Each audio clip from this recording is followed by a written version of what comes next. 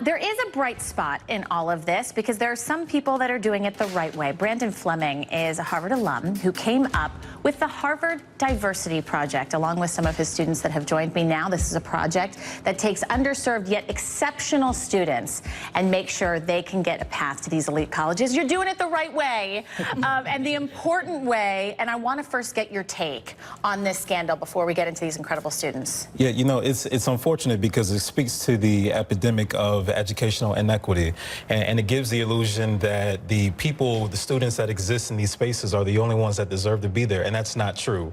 And it's very unfortunate that people can buy their way to the top because there are so many young students of color who deserve to be there, and they have an earnest desire of not being given a seat at the table, but actually earning a seat at the table. Osazi, you earned that seat. Oh my goodness, did you ever? You have a full ride to Harvard.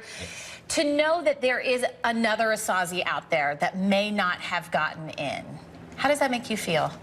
Honestly, it does make me feel sad to know that other students didn't necessarily have the same opportunity to get accepted as I did, but I think there still is hope with programs like the Harvard Debate Council Diversity Project, which seeks to address the amount of educational inequity that's present. And let's talk about how you're doing that, Brandon.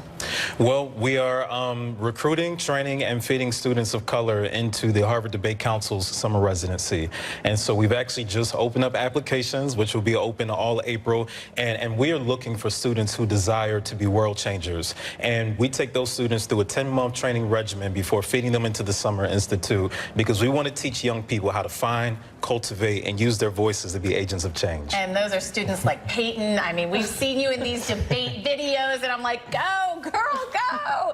I mean, what is it like for you to have this kind of opportunity and this platform to really grow yourself? It means so much because you don't even know what you're lacking until you see it. You know, I thought I was, top of my class and at the peak of my debate skills, and I joined the program and they just, took off, and I really appreciate programs like this. All right, so Osazi, you're studying government. Yes. Tell me what is next for you at Harvard.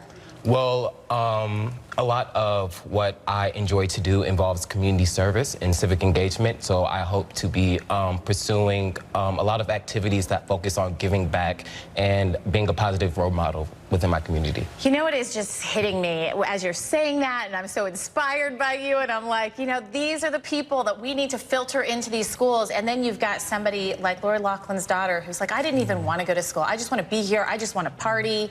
I don't care about my education. I mean, how do we make sure that there are more Osazis, there are more Paytons that are in these elite schools, because that is what is going to influence our society? It starts with instilling within young people the audacity to dream and the belief that they can actually achieve. And so what we want to do with these young people is we want to show them that they too can become scholars. Not only can they become scholars, but they deserve to be at those institutions as well. And when we cultivate them and train them the right way, not only do they have the audacity to dream, but they're inspired. And they take the tools that we're equipping them and they empower other people. And that's what it's all about. You know, Payton, not everyone has a Brandon that's looking out for them, and they probably wish they do. What has it done for you? My parents support everything that I do, and they do that by, encouraging me. But I get a different support from Mr. Fleming. It's telling me when I'm doing something wrong so I can improve myself, and it really makes me improve more and get better and be in places like this, and that means a lot to me. All right, prom tonight too, Osazi. No pressure. He's got his high school prom. He's got big dreams, big goals ahead of you. Congratulations on your full ride to Harvard. Congratulations to you, Harvard, that you're getting someone like this. Thank you so much for what you're doing. It is such a pleasure. We just want to give all of the information. We'll try and get that out on our Facebook page for people that want to learn more about this Harvard Diversity Project. Thank you so much.